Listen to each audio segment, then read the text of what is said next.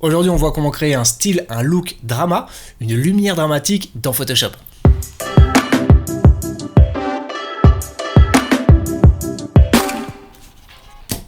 Salut, c'est Alex pour la retouche, j'espère que vous allez bien, en tout cas je vais super bien. Vous pouvez bien sûr me retrouver sur le site laretouchephoto.com, il y a pas mal de tutos, des articles, des interviews et des formations pour ceux qui souhaitent donc atteindre le niveau supérieur en retouche photo et notamment sur Photoshop. Et en plus, je vous mets à disposition un pack de broches gratuit, 37 formes de pinceaux personnalisés, tous les liens sont dans la description sous la vidéo.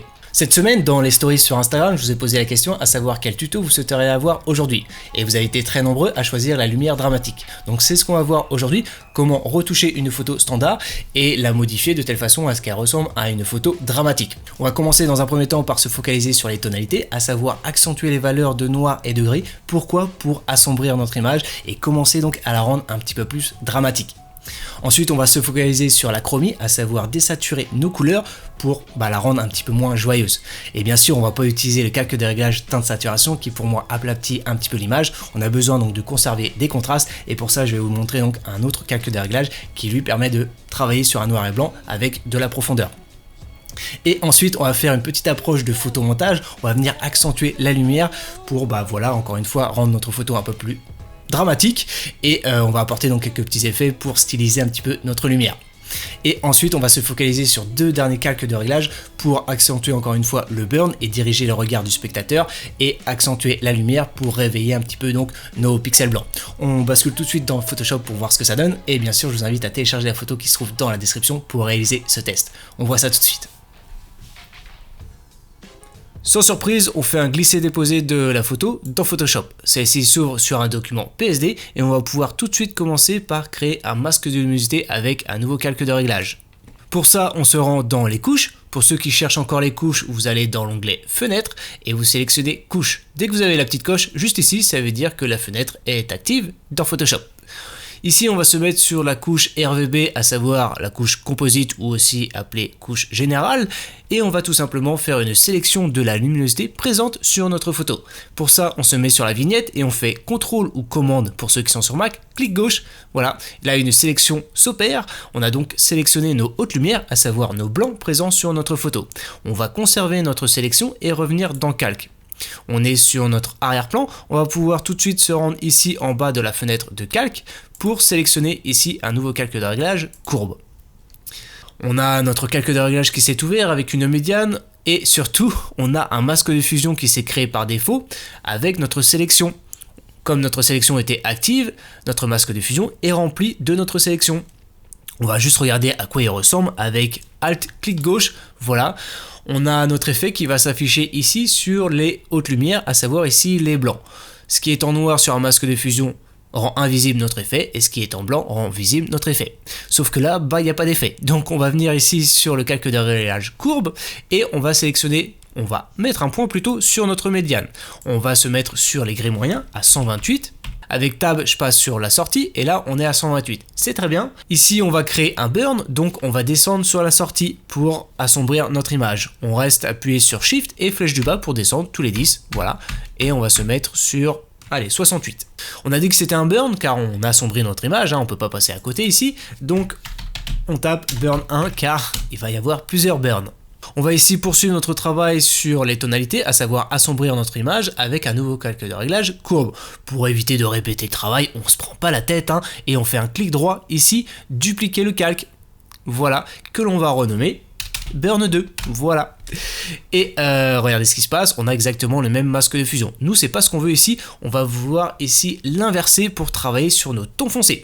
Étant donné qu'on a fait une sélection sur nos hautes lumières sur les couches, ici on va travailler sur les basses lumières. Donc on l'inverse facilement avec image, réglage, négatif, CTRL I. Ce qui est en blanc devient noir et ce qui est en noir devient blanc sur le masque de fusion. Regardez celui-ci, on va juste revenir sur l'historique. Voilà, regardez, hop, hop, voilà. On va juste regarder quand même à quoi il ressemble. Faire Alt, clic gauche, voilà. On a un négatif, on a donc un impact uniquement sur nos noirs. Si j'active et désactive mon effet, voilà, j'assombris les noirs. Très bien. Sauf que on va pas laisser nos valeurs telles quelles et on va double-cliquer ici pour ouvrir notre calque de réglage, voilà les propriétés de notre calque de réglage. Et ce qu'on va faire, c'est qu'on va revenir en sortie pour être un petit peu plus léger, ici par exemple à 98, et en revanche, on va appuyer nos noirs, à savoir nos tons foncés, en créant un nouveau point sur notre médiane entre les noirs ici et les gris moyens. On se met au milieu, clac, voilà, et on va se mettre à titre d'exemple ici sur 64 en entrée et 24 en sortie. Voilà, on va revenir dans l'historique pour observer la différence. Ok, on a bien assombri et surtout on a réussi à préserver un petit peu nos tons moyens. Voilà, on a vraiment obscurci nos pixels noirs. On désactive pour observer l'impact. Très bien, on va maintenant poursuivre avec un nouveau calque de réglage, Burn. Pareil, on fait un clic droit pour dupliquer, ou alors encore plus rapide, CTRL-J ou Command-J pour ceux qui sont sur Mac. Avant de faire n'importe quoi, on renomme tout de suite notre calque, voilà, comme ça on sait un peu ce que c'est. Et on va le renommer ici Burn 3. Et ce qu'on va faire, c'est réinitialiser ce calque de réglage. Ici, avec la petite flèche Reback, voilà, très bien, je sais pas comment ça s'appelle, mais bon, je dis Reback. Voilà, on réinitialise, hein, on s'en fout. Et on va créer ici un nouveau point sur notre médiane, pareil, en entrée à 128 et en sortie à 128. Et là, on va redescendre, sortie 88. Très bien. Et ce qu'on va faire ici maintenant, c'est étouffer un petit peu nos noirs, les éclaircir un petit peu pour avoir un léger look vintage, histoire de se tourner vers un look dramatique vintage. On sélectionne notre point et en sortie ici, on va éclaircir avec une valeur, à titre d'exemple, à 10. On va pouvoir lâcher nos calques de réglage courbes dans un premier temps pour créer un nouveau calque de réglage, ici, mélangeur de couches. On va se pencher sur la chromie, à savoir les couleurs. On a pas mal de petits réglages, à savoir rouge, vert, bleu, nos valeurs de couches, hein, c'est très bien, ça nous parle un petit peu. On va pas se prendre la tête et travailler ici sur les paramètres prédéfinis. On est sur par défaut, je vous invite à cliquer ici sur infrarouge, noir et blanc. Et regardez ce qui se passe, on a des valeurs qui se sont mises en place pour mettre en place un monochrome rouge, vert et bleu. Et ce qu'il faut surtout regarder, c'est une valeur à 100%. On essaye, voilà, de pas trop dépasser, de même de pas dépasser 100% pour éviter donc d'avoir une photo surex. Voilà. Alors, on a le petit encadré blanc là qui est en place, on s'assure déjà d'être dessus pour faire flèche du bas, voilà, et arriver sur un deuxième paramètre par défaut, ici filtre bleu. Et regardez ce qui se passe, on a mis en avant notre couche bleue avec une valeur à plus 100%. Et encore une fois, on conserve un total à plus 100%, pourquoi? Parce qu'on est à 0% en rouge et 0% en vert. On va quand même poursuivre et voir ce qu'il nous propose sur le vert. Pareil, même logique, on est à plus 100% sur les verts. On va ici sélectionner orange et pour aller plus vite, flèche du bas, voilà, on va alterner et voir ce qu'il nous propose d'autre. On remonte flèche du haut, je pense qu'on est pas mal sur noir et blanc avec filtre rouge, par conséquent on a plus 100% en rouge et 0% sur vert et bleu. Encore une fois, on ne dépasse pas plus 100%. On va désactiver ici l'œil pour observer l'impact sur l'arrière-plan. Pour éviter la pollution visuelle, je vous invite à supprimer ici le masque de fusion avec un clic droit et comme ça vous êtes certain que vous n'avez pas masqué certaines informations sur votre masque de fusion. Donc on a travaillé sur nos tonalités avec des calques de réglage Burn, on a aussi travaillé sur notre chromie, à savoir désaturer notre image avec le mélangeur de couches. On a donc plus de couleurs. On va maintenant travailler sur une approche plus photomontage avec un nouveau calque de réglage, ici, fond uni. On va se mettre sur du blanc pour travailler la luminosité sur nos fenêtres, car nos fenêtres sont relativement moches, mais là on va dire qu'elles ont totalement disparu. Donc nous c'est pas du tout ce qui nous intéresse, hein. Ici on va se mettre sur un CTRL-I ou Command-I pour l'inverser, donc notre blanc a totalement disparu. On va ici le faire réapparaître avec un nouvel outil, le lasso. Je vous invite à prendre le lasso polygonal raccourci L pour ici dessiner des contours ici sur nos fenêtres, voilà. Pour additionner une sélection, c'est très simple, on appuie sur Shift et on crée une deuxième sélection. Encore une fois, j'appuie sur Shift, je crée une nouvelle sélection tout en conservant les précédentes. Là, on essaye de bien toucher les bordures de nos fenêtres, hein. Voilà. Là aussi, on peut supprimer un point avec la touche supprimer. On va pouvoir maintenant remplir notre sélection avec édition, remplir ou majuscule F5. On se met sur la couleur du premier plan, si c'est du blanc, sinon vous sélectionnez ici du blanc. On clique sur OK et remplit du coup notre sélection sur notre masque de fusion.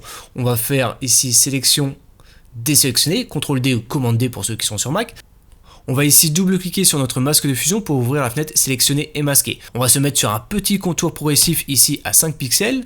Voilà, cliquez sur OK et flouter légèrement nos bordures. Alors c'est un petit peu trop, on va juste revenir sur un CTRL Z ou Command Z pour ceux qui sont sur Mac. Et je pense que peut-être sur, allez, 2 pixels, ça devrait être mieux. On clique sur OK.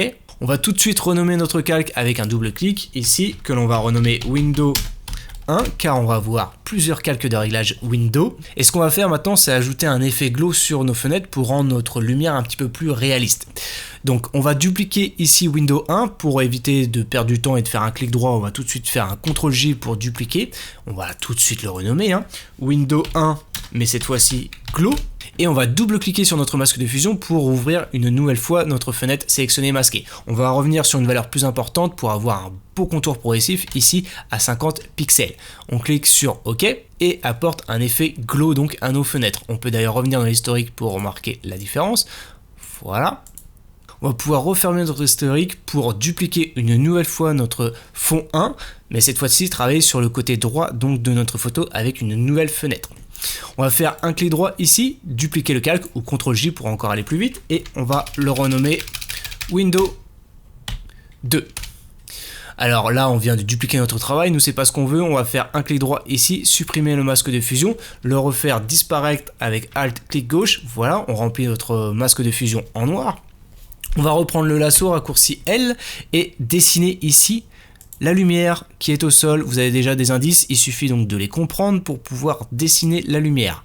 Voilà, on a un beau triangle ici, la lumière donc du soleil traverse notre fenêtre, c'est joli. On va ici donc l'appuyer. On va remplir notre sélection en blanc, encore plus rapide, majuscule F5, pas besoin d'aller dans l'onglet édition.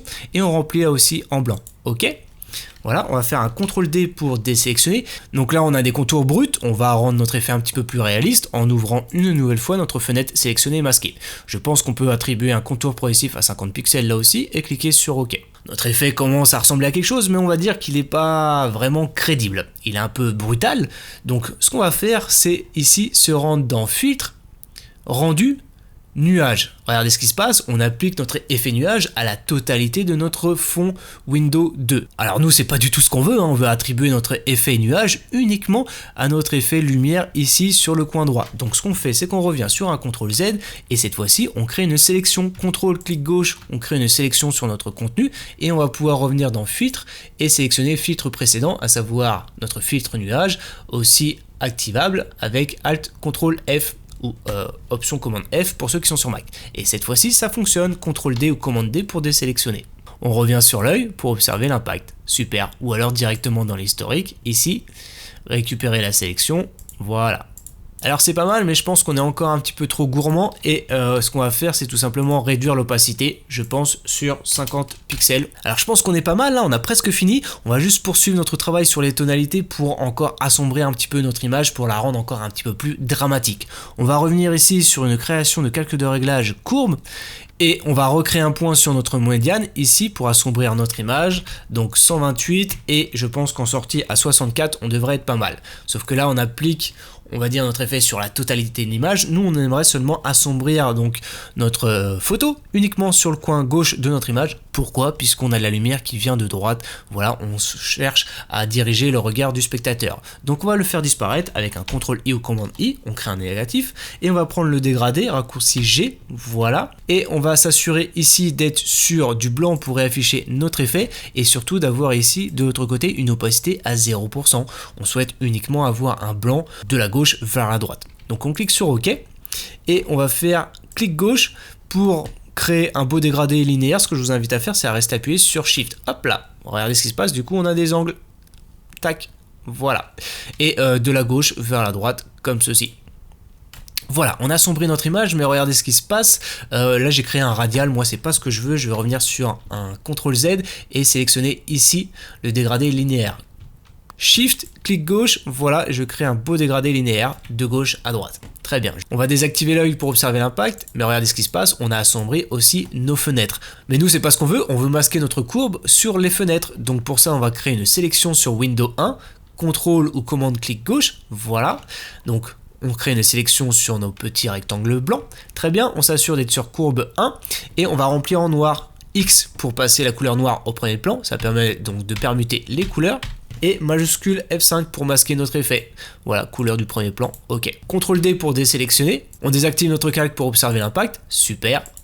On a donc assombri notre image tout en conservant donc la luminosité sur nos fenêtres. On va pouvoir renommer notre calque de réglage courbe 1.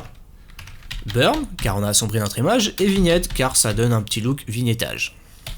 Ce qu'on va faire maintenant, c'est finaliser avec un dernier calque de réglage, Dodge pour réveiller un petit peu nos hautes lumières et surtout pour homogénéiser donc tous nos effets réalisés sur les pixels blancs. Pour ça, on va sélectionner donc les couches, se mettre sur la couche RVB, faire CTRL clic gauche ou commande clic gauche pour ceux qui sont sur Mac. Du coup, on sélectionne les hautes lumières sans surprise et on va venir sélectionner ici un calque de réglage courbe. On va se mettre sur les gris moyens à 128 et en sortie à 128, Shift et flèche du haut. On augmente tous les 10, une fois, deux fois, trois fois, 4 fois, 5 fois, je pense qu'à 178, on est pas mal. On va pouvoir regarder à quoi ressemble notre masque de fusion avec Alt, clic gauche, comme ceci, voilà, c'est un peu la même chose. Hein. Et on le renomme ici Dodge, en majuscule, comme ça tout le monde voit bien.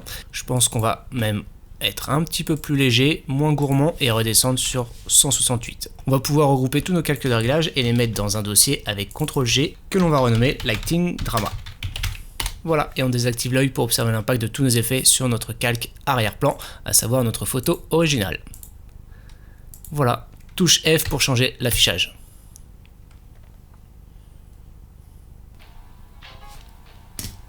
Donc comme vous avez pu voir, on a réussi à créer différents calques de réglage burn à partir des couches, ce qui nous permet donc d'avoir un résultat plutôt satisfaisant en un minimum de clics. Je vous invite bien sûr à créer des négatifs donc pour vous focaliser uniquement sur les noirs et ensuite à travailler avec un calque de réglage mélangeur de couches. Pourquoi? Donc pour créer facilement un noir et blanc et surtout avoir un impact sur les différentes couches, à savoir rouge, vert et bleu. Je vous invite à tester donc les différents paramètres prédéfinis en fonction de vos préférences.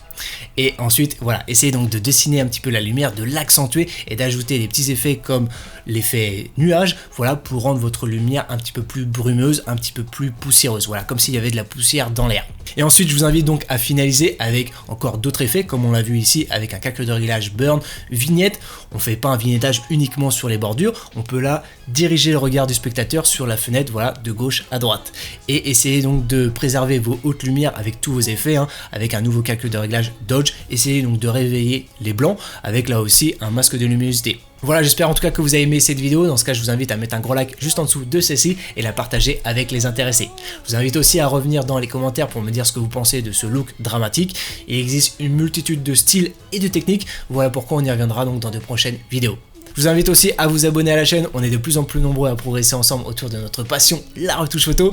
Et là aussi, allez faire un petit tour donc sur le site laretouchephoto.com, il y a pas mal de tutos, des articles et des formations donc pour ceux qui souhaitent atteindre le niveau supérieur en retouche photo sur Photoshop, sur Lightroom, en double exposition. Et il y a d'ailleurs le Dodge & Burn qui va pas tarder à arriver, soyez patients. Voilà, abonnez-vous à la chaîne si ce n'est pas déjà fait, on se retrouve la prochaine fois pour une nouvelle vidéo. Ciao et bonne retouche.